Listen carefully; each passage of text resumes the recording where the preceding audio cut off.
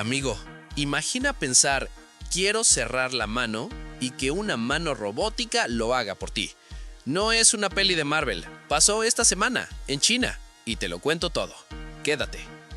¿Qué onda, mi gente? Aquí tu compa Geek de Renerdo, el canal donde le hacemos ingeniería inversa a las noticias de tecnología e inteligencia artificial, para que tú no tengas que leer 500 artículos en inglés a las 2 de la mañana. Hoy tenemos una noticia que suena a ciencia ficción, pero es 100% real. Con papeles, con regulador y con paciente de carne y hueso. Vamos con todo. China acaba de lograr algo que ningún país había hecho antes. El primer implante comercial exitoso de una interfaz cerebro-computadora. Comercial, no experimento de laboratorio con contrato de confidencialidad. El protagonista se llama NEO, de Neural Electronic Opportunity, hecho por la empresa china Neuracle.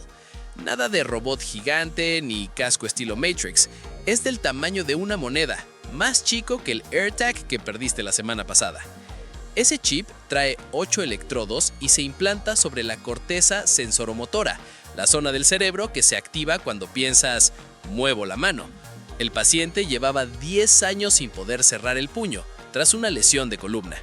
Ahora, solo con imaginar el movimiento, el chip capta la señal eléctrica, se la manda a una computadora y un guante robótico ejecuta la orden.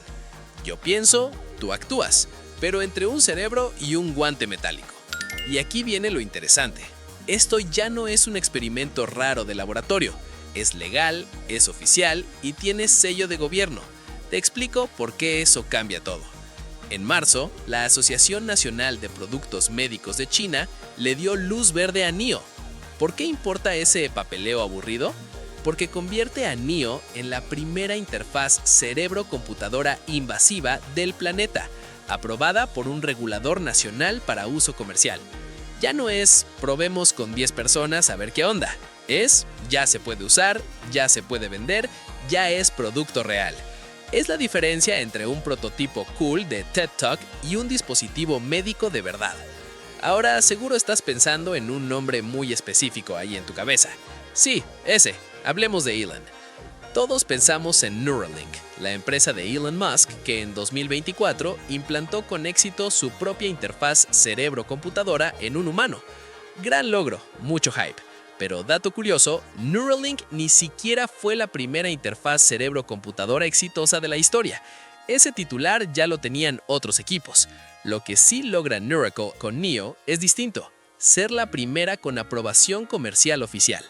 Es la diferencia entre ganar la carrera y ganar el contrato para vender los tenis de la carrera. Y esto no es casualidad de una startup cualquiera, es política de Estado. Las interfaces cerebro-computadora son prioridad en el más reciente plan quinquenal del gobierno chino, en la misma lista VIP que la computación cuántica, la robótica con AI y la fusión nuclear.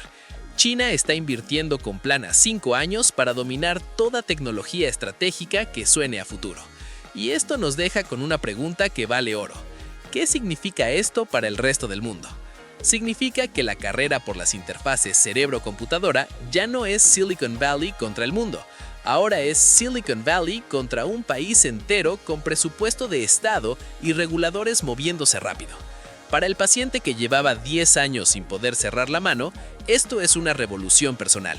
Para la industria, es la señal de que estos implantes van a dejar de ser noticia rara y van a volverse tratamiento médico disponible.